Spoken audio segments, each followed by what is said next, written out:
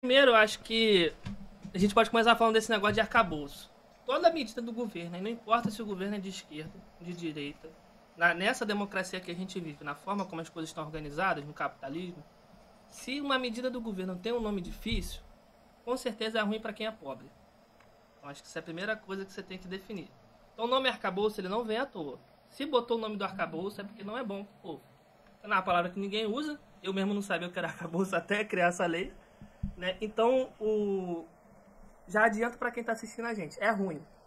É ruim para você que é pobre, é ruim para você que é classe média, é bom para quem é bilionário.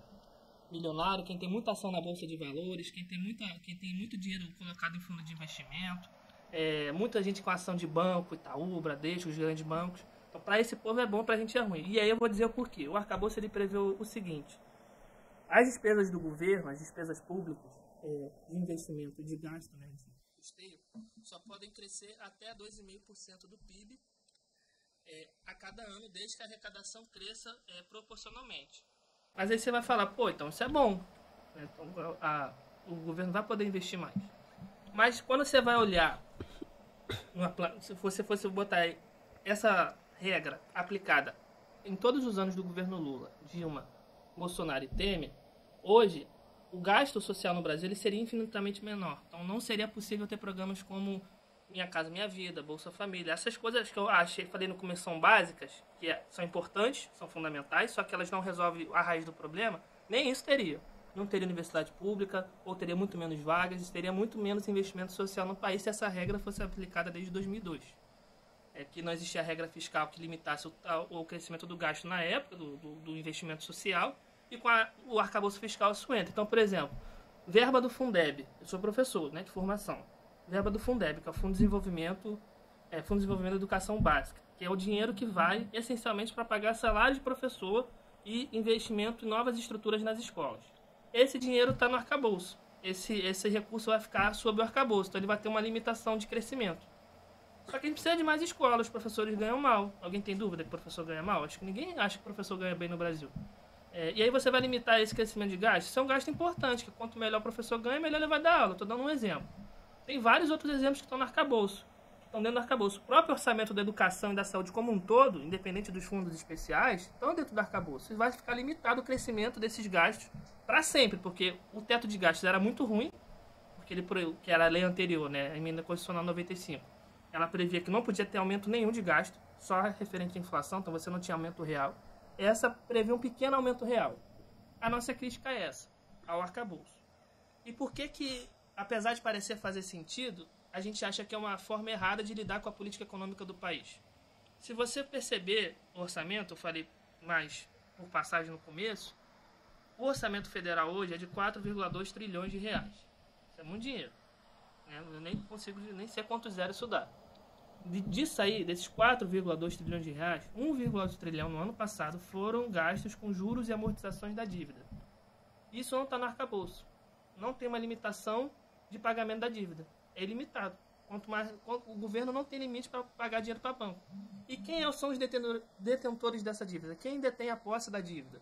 Não é a pessoa física comum. Não sou eu que tenho salário mínimo e tal. Pode ter uma ou outra pessoa de classe média que tem alguns títulos de dívida, mas isso é uma minoria da classe média. Quem detém são os bancos, fundos de investimento. Quem empresta dinheiro para o governo é Itaú, Bradesco, a Faria Lima, o pessoal da Bolsa de Valores. Esse pessoal e esse dinheiro que vai todo ano para eles vai continuar indo. E ninguém mexe. É um negócio que é intocável. E a Constituição Federal, aí você vê, isso parece ser radical. Mas a Constituição Federal prevê a realização de uma auditoria dessa dívida, porque parte dela foi feita sem o conhecimento da população.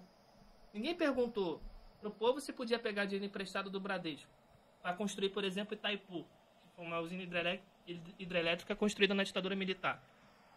O Brasil só acabou de pagar a dívida de Itaipu esse ano. Parte dessa dívida pública é das grandes obras da ditadura. Tem dívida desde a época da Constituição de Brasília. O povo não foi consultado se podia pegar dinheiro emprestado para fazer isso, para depois ficar 70 anos pagando. Então, isso é uma discussão que a gente faz. A gente não é só contra o arcabouço, a gente tem uma proposta para botar no lugar. Então, tira o arcabouço, suspende o pagamento da dívida. Os bancos vão ficar com raivinha. Os banqueiros não vão aceitar, o mercado vai ficar nervoso. Dane-se. Se for necessário, intervir nos bancos. Os bancos têm que servir à população, não é o contrário. Mas aí, irmão, olha só. Vou fazer meus contrapontos aqui, tá? Eu vejo o seguinte. Entendo a necessidade das ações Bolsa Família, Minha Casa Minha Vida, tudo isso.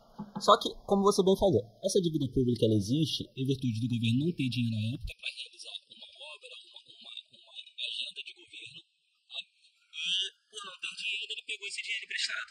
Beleza. Se a gente não tem essa limitação do arcabouço hoje, o que pode acontecer? O governo começa a gastar mais do que tem, e aí chega no ano seguinte, a arrecadação cai. Para ele manter os projetos, ele vai ter que fazer o quê? Pedir dinheiro emprestado de novo.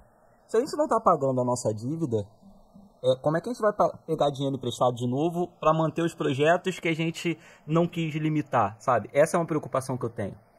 Então, aí eu vou questionar duas premissas que você colocou. Primeiro, por que a arrecadação vai cair? O aumento da dívida não ocasiona necessariamente a diminuição da arrecadação do Estado. E determina isso o crescimento da economia. Se a economia está crescendo ou não. Se a economia estiver crescendo, pode estar... Os Estados Unidos agora aprovou aumentar mais ainda o teto da dívida deles. E isso não faz a arrecadação deles, não vai fazer isso a arrecadação deles diminuir. Estou pegando, inclusive, um exemplo que nem é um que eu gosto muito. Mas isso é uma premissa que eu questiono. O aumento da dívida não gera necessariamente diminuição da arrecadação. É o crescimento da economia. E a segunda questão do arcabouço o Estado pega a dívida. Só que a nossa questão é como essa dívida é construída. A gente não sabe. A gente não sabe quem detém a dívida pública no Brasil. Eu citei alguns personagens que são das dívidas mais recentes, né? Tomado emprestado mais recentemente. Mas tem gente que ganha dinheiro do Estado brasileiro que ninguém nem sabe que existe. Então a gente defende a suspensão e uma auditoria. A auditoria está na Constituição. Se está lá, é porque faz algum sentido. Dois países fizeram a auditoria da dívida pública, sem suspender. A Grécia, após a crise de 2008, e o Equador. Nesses dois países que fizeram a auditoria da dívida, eles reduziram a dívida pública em 80%. No caso do Equador, e 70% da Grécia, ou é ao contrário. Agora eu não me recordo os dados exatos. Então, se fizer a auditoria, vai ver que tem muita falcatrua lá dentro. É um dos principais canais de corrupção. Não é corrupção igual a Lava Jato, não. Corrupção no sentido de dinheiro público indo para pessoas privadas. Desperdiçado, né? Desperdiçado. E a gente não sabe o que esse dinheiro é gasto. Então não seria talvez muito mais uma questão de mais publicidade e controle das contas públicas do que necessariamente uma limitação do gasto?